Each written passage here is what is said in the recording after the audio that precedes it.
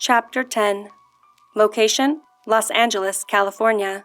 Date: June 19th. Treadon, Nelson. Ellie and Rachel watched Treadon. Abigail held her breath, her words trapped in the swirl of deception she had weaved around her like a shawl. Treadon waited, unsure if Darius was playing a game or had come here with swords swinging, if he had intended it or not.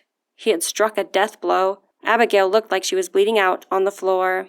"I don't envy your confusion," Darius said. "Discovering a new truth can twist a soul in painful ways." He let a hand fall on Treadon's shoulder for an instant, long enough for the gesture to feel sincere, but quickly enough that Treadon didn't have time to push his hand off. Darius's green eyes landed on each person in the room: Ellie, Rachel, and last of all, Abigail. "You may not believe I have his best intentions at heart, but Gabe was a brother to me. My duty tears my soul in half." Treadon stood. "Gabe clearly isn't here, and you've overstayed your welcome." He was ready to fight for his mom, to make this man stop hurting her in ways Treadon couldn't protect her from, but he was also off balance, unsure of what was true. Why would Gabe lie to them about the Unguarded? Why had Abigail never told Treadon what had happened to his father? It was too much all at once, and the last thing he wanted was to have some guy dressed like a weather reporter sit and watch his life unravel. Darius showed no signs of resistance. He met Treadon's gaze with an intensity that left no doubt he was more than an average human. A bee opened the door and stepped out first, surveying the yard before walking down the porch steps. Treadon imagined doing that for Ellie, always being near her, being able to check for danger, staying one step ahead of anyone that would want to harm her. Abigail stepped to the side as Darius moved out the door. He paused as he pulled the door shut. "We cannot fix everything Gabriel has done, but we will stay close, knowing he has left you. You may be in danger from your association with him. We will keep watch."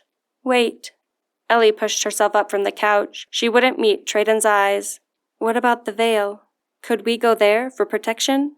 Darius's fingers squeezed the door handle, and a muscle beneath his eye twitched.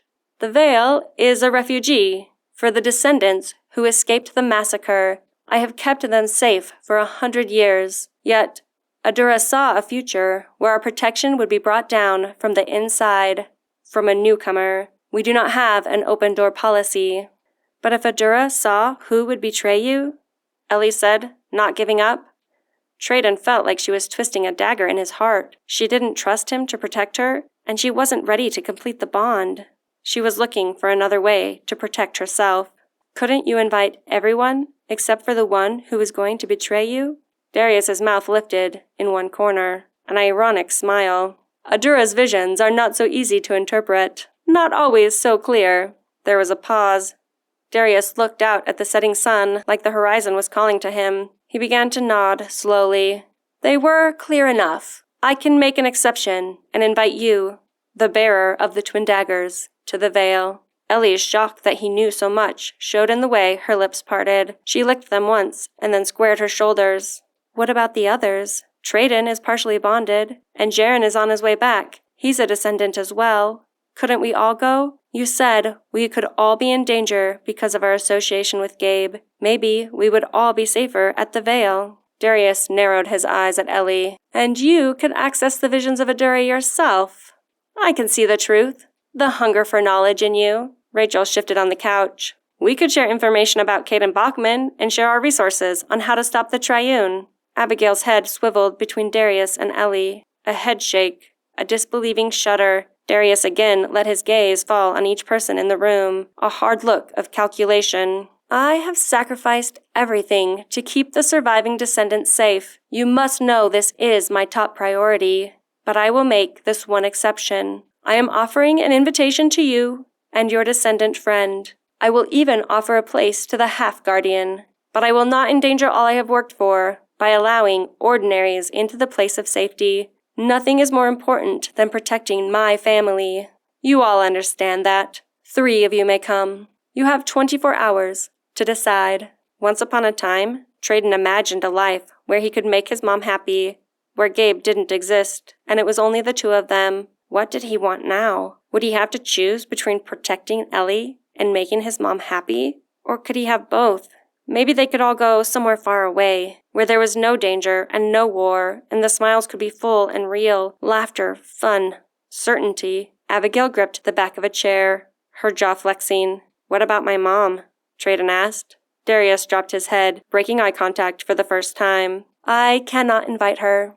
She knows why, but offering you a place, inviting you into the safety of the Vale, is what she wants more than anything else." Treadon knew that was true, without needing to use any abilities.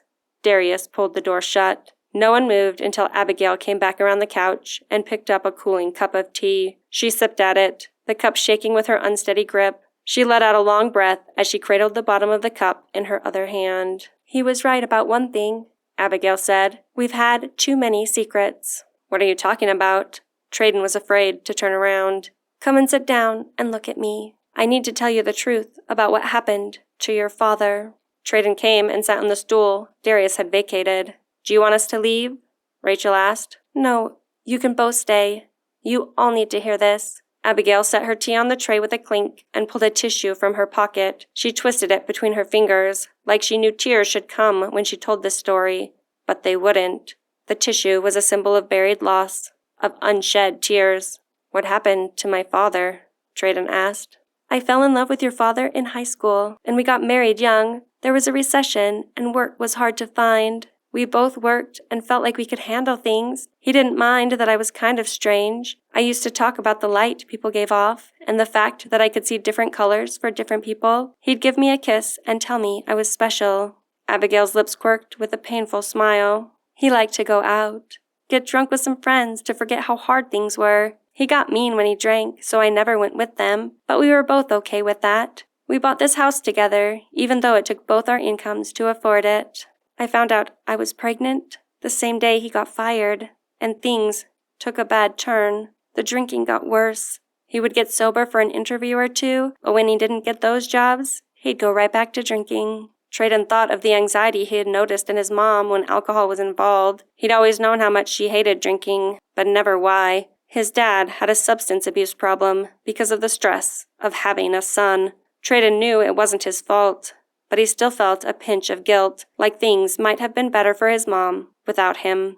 Abigail continued, "I went for walks a lot. I was getting bigger and more uncomfortable. When I'd come home after work and complain about my feet hurting or my back aching, he'd fly into a rage. I learned to work hard, not to complain, and to leave the house as often as I could. It was on one of those walks that I saw a man." Abigail swallowed, like the story was trying to force its way up and out of her throat faster than she had the ability to tell it. The pause pushed Treadon to the edge of his stool. "A guy laying on a bench, a thin jacket over his shoulders, his head resting against the hard wood. He was scruffy, dirty, and seemed to have lost all hope. But his aura—" Abigail let out a small breath, like even the memory of the light was awe-inspiring. "He had the brightest glow about him I had ever seen. I tried to walk away, but I couldn't. I came back to the bench and woke him. I offered him a bowl of hot soup and a warm place to rest. He wasn't in his right mind, and he mumbled as he walked with me. I was a lone, pregnant woman bringing home a homeless man who looked like he'd just been kicked off a WWE tour." She pressed her knuckles into her forehead. "I knew it wasn't smart or safe, but after I woke him and saw his eyes, even with the bright aura, I knew he needed my help. He slept on my couch while I made the soup. I didn't know what I was going to do, just one moment at a time. One small act of kindness that I hoped would give him the strength to go on." Treadon thought of Megan, a girl Ellie had given a reason to live last year. She had been on the verge of giving up, but Ellie had given her hope. Treadon tried to imagine Gabe Tuoer in the same empty state, ready to give up on life. He couldn't picture it. Gabe was the very image of strength. He had no patience for weakness, but maybe he'd always been hiding a weakness in himself. Abigail's words had stopped, and her eyes were unfocused. Gazing at something in the past she could almost see playing out in front of her. Ellie reached out and put a hand on Abigail's arm. Rachel placed a hand on her knee. The two girls comforted a woman who was about to relive a very painful memory. Treadon wanted to feel sympathy, but his mind was on Gabe and the father he'd never met. There was a small smack as Abigail lipped her lips and opened and closed her mouth a few times, building up air in her lungs that would fuel her through the next part of her story. "I wasn't thinking ahead, she continued. "I knew your father was out drinking. I knew he would come home angry, but I thought I had more time. I thought I could warm up this strange, glowing man, give him some food, and send him on his way without any consequence. But Mark came home early. Early for him. It must have been 9 o'clock. Gabe had eaten the soup and fallen back asleep. I'd started having stomach pains. They were contractions, but I didn't know that at the time."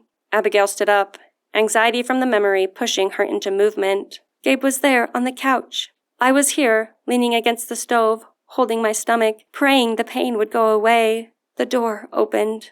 Abigail closed her eyes. "Mark came home with a bottle of liquor in his hand. He started to say something. I never knew what. Maybe, 'What's for dinner?' or 'How was your day?' But as soon as he saw Gabe on the couch and me in the kitchen, he got angry. A man in the house alone with me. His mind jumped to the worst possible scenario, and the alcohol fueled the raging jealousy as effectively as if it had been a flame inside him. His face changed, and he came at me. 'What the hell is this?' he asked me, but didn't wait for an answer." She put a hand to her cheek like the pain of the slap was as fresh as the day it happened. "He hit me, and then shoved me into a wall. I cried out because my stomach pains got worse. I asked him to stop and let me explain, but any words I said only made him angrier. Mark pulled me up by my shirt and slammed me into the refrigerator and put a knee against my stomach. He asked if it was even his."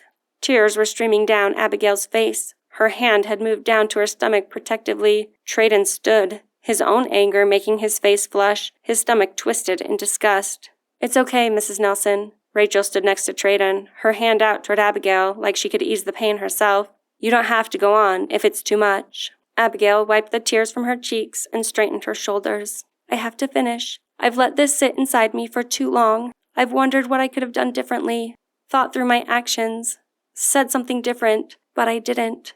I haven't told the story, because then it would be set in stone. I remember the pain, thinking my stomach would rip. I was worried about the baby. My baby. I just wanted it to stop, but I couldn't pull in enough air to make a sound. A deep voice shook the whole house. Stop.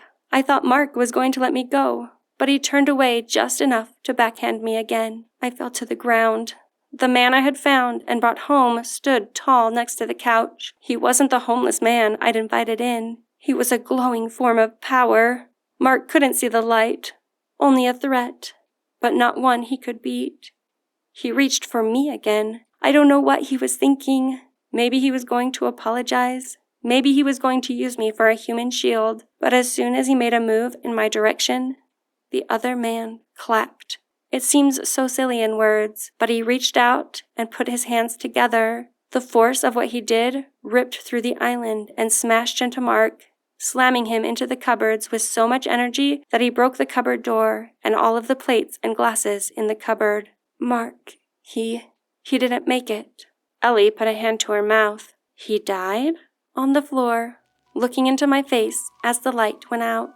The labor pains got worse, and Gabe took me to the hospital. He said he would take care of it, take care of me. He was there when Treadon was born. He cleaned up the house while I was in the hospital. He even arranged the funeral, where the pastor spoke of a loving husband and father who had died in a motorcycle accident. I never told anyone the truth.